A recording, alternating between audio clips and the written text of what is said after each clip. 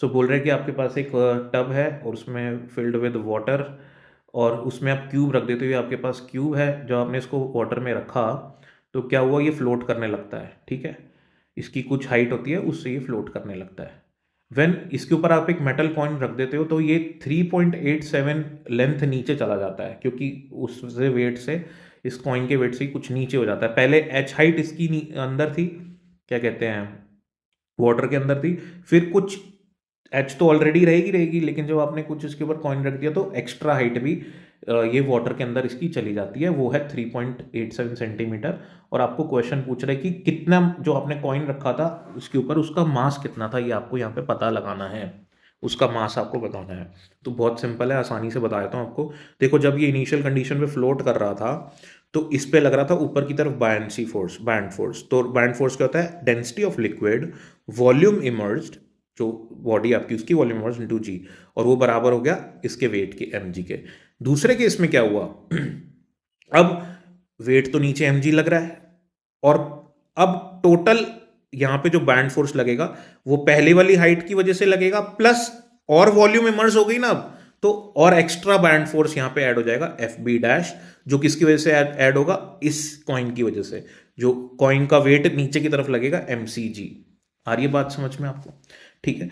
तो यहां पे अगर मैं इक्वेशन लिखूं सेकेंड केस में, आप देखोगे कि ये जो एक्स्ट्रा बाइंड फोर्स लग रहा है वो किसकी वजह से आ रहा है, वो कॉइन की वजह से आ रहा है।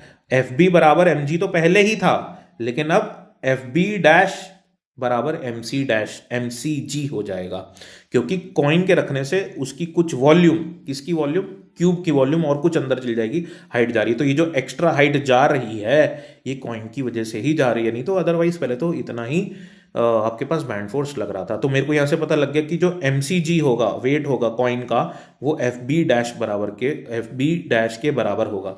अब एफ बी डैश क्या होगा, band force density of liquid, जो कि वाटर है, 1 ग्राम पर सी, सी गिवन है मेरे को क्वेश्चन में। Volume of C, volume C, volume immersed, यहां पे वॉल्यूम सी का मतलब है वॉल्यूम इमर्स्ड, कितनी वॉल्यूम उसकी इमर्स्ड है, देखो इसकी टोटल वॉल्यूम इमर्स्ड है इतनी, 3.87 प्लस एच हाइट, ठीक है।